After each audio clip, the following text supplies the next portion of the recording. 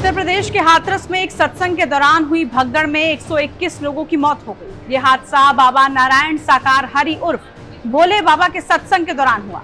भोले बाबा का असली नाम सूरजपाल सिंह जाटव है। वो उत्तर प्रदेश पुलिस में कांस्टेबल थे, लेकिन नौकरी के दौरान ही उस पर यौन शोषण का आरोप लगा और उसे गिरफ्तार कर लिया गया। सूरजपाल सिंह जाटव को जेल भी जाना पड़ा और इसी जेल यात्रा के चलते उसकी पुलिस की नौकरी भी चली गई।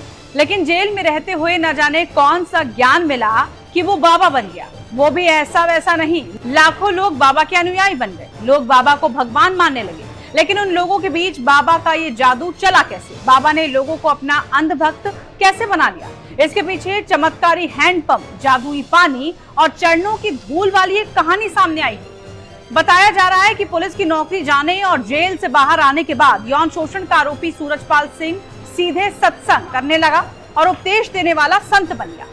इसके भजन प्रवचन की शुरुआत पहले इसके घर से हुई, फिर देखते ही देखते इसके चाहने वालों की भीड़ बढ़ने लगी। घर से निकलकर सत्संग का सिलसिला अड़ोस पड़ोस में, फिर खुली जगहों में, पंडालों में और अलग अलग राज्यों में भी शुरू हो गया।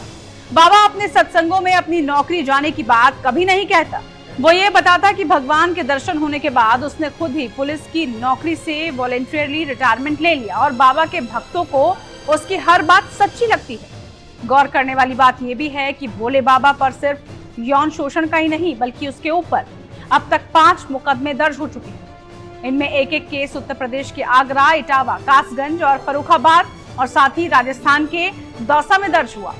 बाबा को जानने वाले बताते हैं कि जेल से बाहर आने के बाद उसने लोगों को ये कहना शुरू कर दिया कि उसे भगवान का साक्षात्कार हो गया है। उसके आशीर्वाद से लोगों के दुख दूर हो सकते हैं। लेकिन वो दूसरे बाबाओं की तरह भगवा वस्त्र नहीं पहनता था और ना ही उनकी तरह बाल और दाढ़ी रखता, बल्कि इसके उलट वो हमेशा सफेद सूट में ही नजर आता और शायद यही यूनिक पर्सनैलिटी लोगों को खूब पसंद आती। बताया जाता है कि बाबा के चाहने वालों में गरीब और कम पढ़े लिखे लोगों की तादाद ज्यादा है।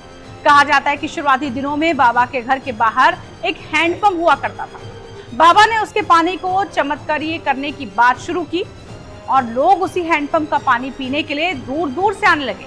इसके बाद बाबा ने जहां जहां आश्रम बनाए, जहां जहां भी उसका ठिकाना होता, वहां हैंडपंप जरूर लगा होता। भक्त हैंडपंप का पानी पीकर खुद को धन्य समझने लगते। बाबा को जानने वाले एक शख्स पंकज ने बाबा से जुड़ा एक वाक्य बताया। उनका कहना है कि भोले बाबा और सूरजपाल सिंह अपनी कोई संतान उनकी नहीं थी। उसने अपनी भतीजी को गोद ले लिया। कुछ समय बाद उसे कैंसर होने की बात सामने आई। तब बाबा के अनुयायी उनकी बेटी का अंतिम संस्कार नहीं करने देना चाहते थे, क्योंकि उन्हें यकीन था कि बाबा अपने चमत्कार से अपनी बेटी को ठीक कर देंगे। बल्कि कुछ तो दावा कर रहे थे कि बाबा ने अपनी बेटी को ठीक भी कर दिया है। इसके बाद वहां हंगामा शुरू हो गया। आखिरकार कहानी में पुलिस की एंट्री हुई और अनुयायियों पर लाठीचार्ज करके बाबा को गिरफ्तार कर लिया गया। हालांकि बाद में इस मामले में बाबा बरी भी हो गया। अब बाबा के साथ हाथरस भगदड़ में 121 लोगों की मौत का मामला जुड़ा है। माना जा रहा है कि अब बाबा के सभी रहस्यों से पर्दा उठेगा और घटना पर उनकी जिम्मेदारी तय होगी।